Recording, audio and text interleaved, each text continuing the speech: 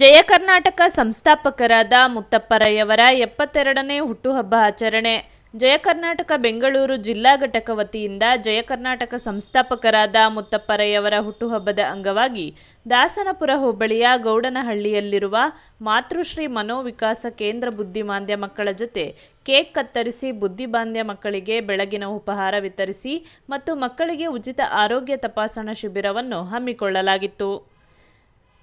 ಬೆಂಗಳೂರು ಜಿಲ್ಲಾಧ್ಯಕ್ಷರು ಯೋಗಾನಂದ, ಬೆಂಗಳೂರು ಜಿಲ್ಲಾ ಕಾರ್ಯಾಧ್ಯಕ್ಷರು ನಟರಾಜು, ಬೆಂಗಳೂರು ಜಿಲ್ಲಾ ಉಪಾಧ್ಯಕ್ಷರಾದ ಭಾಗ್ಯನಾಥ್, ವಸಂತ್ ಕುಮಾರ್, ಚಿನ್ನಯ್ಯ ಚೌಧರಿ, ವಲಯ ಅಧ್ಯಕ್ಷರುಗಳಾದ ಗಿರೀಶ್, ಸುರೇಶ್, ಅಮರ್ನಾಥ್, ಮಹೇಶ್ ಸೇರಿದಂತೆ ಇನ್ನೂ ಅನೇಕ ಮುಖಂಡರು ಉಪಸ್ಥಿತರಿದ್ದರು.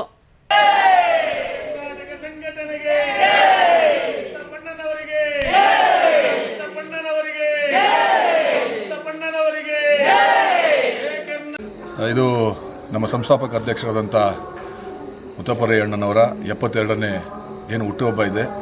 ಇದನ್ನು ರಾಜ್ಯಾದ್ಯಂತ ಎಲ್ಲ ಜಿಲ್ಲೆಗಳಲ್ಲಿ, ಎಲ್ಲ ತಾಲೂಕು, ಎಲ್ಲ ಹೋಬಳಿ ಮಟ್ಟದಲ್ಲಿ ಇದನ್ನು ಆಚರಣೆ ಮಾಡ್ತಾ ಇದ್ದಾರೆ. ಇವತ್ತು ನಮ್ಮ ಬೆಂಗಳೂರಿನಲ್ಲಿ ಪ್ರತಿಯೊಂದು ವಿಧಾನಸಭಾ ಕ್ಷೇತ್ರದಲ್ಲೂ ಈ ಒಂದು ಕಾರ್ಯಕ್ರಮನ ಒಂದು ಹಬ್ಬದ ರೀತಿಯಲ್ಲಿ ಆಚರಿಸಬೇಕು ಅಂತ ನಾವೆಲ್ಲರಿಗೂ ಹೇಳಿದ್ವಿ.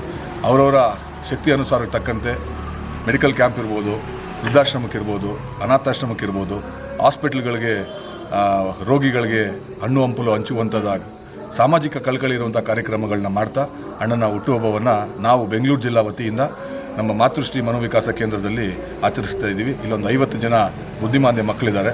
ಅವ್ರಿಗೆ ಫ್ರೀ ಹೆಲ್ತ್ ಕ್ಯಾಂಪು ಮತ್ತು ಒಂದು ಊಟದ ವ್ಯವಸ್ಥೆಯನ್ನು ಈ ದಿನದಂದು ಮಾಡಿದ್ವಿ. ಸರ್, ಬುದ್ಧಿಮಾಂದ್ಯ ಮಕ್ಕಳು ನಮ್ಮ ಥರ ಇದ್ದಿದ್ರೆ ಅವ್ರನ್ನ ಬುದ್ಧಿಮಾಂದ್ಯ ಮಕ್ಕಳು ಅಂತ ಹೇಳ್ತಿರಲಿಲ್ಲ. ಅವ್ರಿಗೆ ಯಾರಾದರೂ ಒಬ್ಬರು ಒಂದು ಕೇರ್ ತಗೋಬೇಕು, ಯಾರಾದರೂ ಒಬ್ಬರು ಅದನ್ನು ಒಂದು ಇಂಪಾರ್ಟೆನ್ಸ್ ಕೊಡಬೇಕು ಅಂತ ಹೇಳಿ ನಮ್ಮ ಜಿಲ್ಲಾ ಕಾರ್ಯಾಧ್ಯಕ್ಷರು ಇದನ್ನು ಪ್ರಸ್ತಾಪ ಮಾಡಿದ್ರು.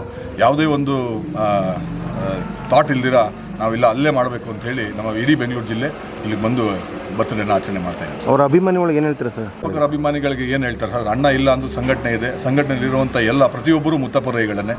ಅವ್ರ ಜೊತೆ ನೀವು ಕೈ ಜೋಡಿಸಿ ಸಾಮಾಜಿಕ ಕಳಕಳಿರುವಂಥ ಕಾರ್ಯಕ್ರಮಗಳನ್ನ ಮಾಡ್ತಾ ಜಯ ಕರ್ನಾಟಕ ಸಂಘಟನೆನ ಬೆಳೆಸಿದ್ರೆ ಅದು ಮುತ್ತಪ್ಪರಯ್ಯವರ ಹೆಸರನ್ನ ಬೆಳೆಸ್ದಂಗೆ ಅಂತ ಹೇಳಕ್ಕೆ ಇಷ್ಟಪಡ್ತೀನಿ. ತಮ್ಮ ಹೆಸರು ಸರ್? ಯೋಗಾನಂದ್ ಅಂತ, ಬೆಂಗಳೂರು ಜಿಲ್ಲಾಧ್ಯಕ್ಷ.